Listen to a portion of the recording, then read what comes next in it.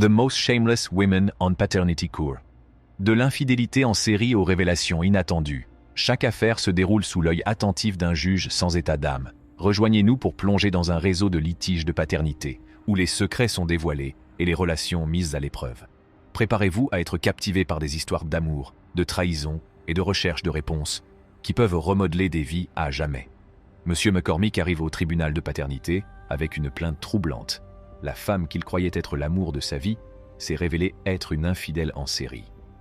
Convaincu que l'infidélité de Mlle Ball signifie qu'il ne peut pas être le père de leur enfant de 15 mois, Gavin, il cherche la vérité. La juge, très directe, ne perd pas de temps et entre dans le vif du sujet. Elle demande si l'affirmation de M. McCormick selon laquelle Mlle Ball est un adultère éhonté est correcte, ce à quoi il répond par l'affirmative. Il cite la découverte de messages textuels et le fait qu'il l'ait vue monter dans des véhicules étranges, convaincu de son infidélité. Mlle Ball admet qu'elle a été trompée, mais maintient que M. McCormick est le père de Gavin, malgré ses accusations. M. McCormick explique comment leur relation a commencé, en soulignant les antécédents d'infidélité de Mlle Ball. Il exprime des doutes sur sa paternité, même s'il a tissé des liens avec Gavin. Le juge oriente la conversation vers les tentatives de M. McCormick de prendre Mlle Ball en flagrant délit d'infidélité, ce qui donne lieu à un récit comique intitulé « Comment attraper votre infidèle en série ». Il raconte qu'il l'a suivie et l'a confrontée au fait qu'elle était montée dans un camion croyant qu'elle était infidèle. Mlle Ball réfute son histoire, suggérant que ce sont ses insécurités qui motivent ses soupçons plutôt que les actions de la jeune femme. L'aspect émotionnel du procès apparaît lorsque M. McCormick devient émotif en parlant de son lien avec le bébé Gavin. Cependant, Mlle Ball ne tient pas compte de ses sentiments, expliquant qu'ils ont passé 16 mois ensemble et affirmant l'affection que lui porte Gavin. Malgré sa confiance, le juge souligne l'incertitude due au fait que Mlle Ball a admis avoir eu des relations sexuelles avec une autre personne au cours du même mois. Alors que la tension monte, les résultats tant attendus de la recherche de paternité sont révélés. Le tribunal confirme que M. McCormick est bien le père de Gavin, ceux qui sauvent la situation. La vérité l'emporte, mettant en lumière la dynamique complexe des relations, de la fidélité et de la responsabilité parentale. La haine peut pousser des individus à commettre des actes blessants, tels que nier la place légitime d'une autre personne en tant que parent. Le refus de Mme Miller de reconnaître M. Rasmussen comme le père de Zeiley trouve son origine dans une aversion profondément ancrée. Malgré la présence constante de M. Rasmussen dans la vie de Zeiley, l'animosité de Mme Miller obscurcit son jugement. M. Rasmussen reste ferme, affirmant son rôle de père de Zeiley et cherchant à établir ses droits devant le tribunal. Cependant, Mme Miller ne partage pas. La réponse de Mme Miller montre sa détermination à affirmer sa position, même si cela signifie recevoir une pension alimentaire tout en sachant qu'il pourrait y avoir une autre figure paternelle. Finalement, les résultats du test ADN sont révélés, confirmant que M. Rasmussen n'est pas le père biologique de Zeiley.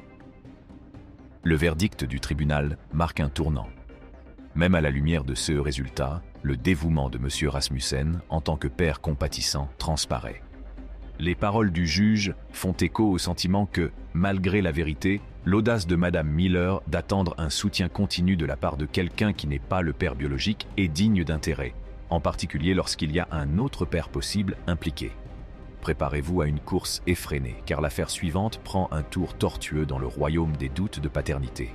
Commençons par MLL Parker, qui déclare avec assurance que M. Morton est le père de son fils de 7 mois, Aaron.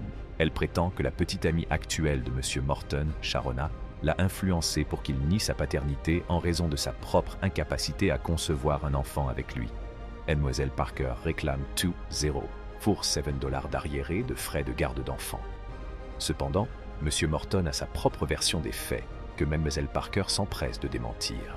Elle confirme avoir eu un enfant avec M. Morton, précisant que son fils de 5 ans n'est pas l'enfant en question. Elle admet également avoir entretenu des relations sexuelles avec M. Morton et Mme Lehman, la petite amie de M. Morton, mais pas dans le cadre d'un ménage à 3. Alors que Mlle Parker fait part de leur dynamique au tribunal, Mme Lehman intervient pour donner son point de vue. Elle affirme avoir encouragé M. Morton à avoir des relations sexuelles avec Mlle Parker par compassion, compte tenu de sa solitude pendant la grossesse. L'aveu sincère de Mlle Lehman sur leur arrangement non conventionnel crée un moment mémorable dans la salle d'audience. Mademoiselle Parker affirme sa certitude que M. Morton est le père biologique d'Aaron, en particulier avant une date précise du mois de mai. Cette affirmation suscite le démenti véhément de Madame Lehman. L'atmosphère de la salle d'audience s'échauffe au fur et à mesure de leurs échanges, Mademoiselle Parker insistant sur le fait que ses relations intimes se limitent à des personnes de confiance. Mademoiselle Parker raconte qu'elle a informé M. Morton de sa grossesse, précisant qu'il n'était pas le père en raison d'une différence d'âge gestationnel. Le juge tente une médiation alors que les deux femmes continuent de se disputer. Finalement, c'est l'heure des résultats du test ADN. Le sort d'Aaron est en suspens et la tension règne dans la salle. Les résultats arrivent et révèlent que M. Morton est bien le père biologique d'Aaron. Le juge annonce la nouvelle, soulignant la responsabilité légale de M. Morton de s'occuper de son enfant. Malgré les échanges enflammés entre les deux femmes, le résultat règle le conflit de paternité et établit le rôle de M. Morton dans la vie d'Aaron. Au tribunal aujourd'hui, Mlle Foster cherche à établir la paternité de son enfant, affirmant qu'un homme rencontré sur Internet est le père biologique de sa fille, Jakaya. Elle affirme qu'elle et son ex-petite amie ont planifié la grossesse ensemble, mais qu'il l'a ensuite abandonnée et a nié la paternité. Mlle Foster veut prouver qu'il est bien le père et veut qu'il assume la responsabilité de leur enfant. Confirmant ses intentions, elle reconnaît qu'ils avaient prévu d'avoir un enfant ensemble. Au milieu du témoignage de Mlle Foster, une révélation cruciale fait surface. Elle mentionne que l'homme qu'elle croyait être le père de son enfant la qualifiait de meilleure mère et lui avait fait part de son engagement. Cependant, la situation devient complexe, car l'homme, appelé M. Jackson, présente un point de vue différent. Il affirme que Mlle Foster a présenté l'enfant qu'elle prétendait être celui de son frère comme étant le sien, bien que l'enfant n'ait pas de lien biologique avec lui. L'histoire prend un tournant lorsque Mlle Foster décrit une dynamique relationnelle tumultueuse impliquant plusieurs personnes. Elle mentionne un autre homme, Sean, avec lequel elle a eu des relations intimes à la même époque que M. Jackson. Malgré cette complexité, elle ne présente que M. Jackson au tribunal pour le litige de paternité. Le juge se penche sur la chronologie des événements, en se concentrant sur le moment où Mlle Foster a découvert sa grossesse et l'implication des pères potentiels.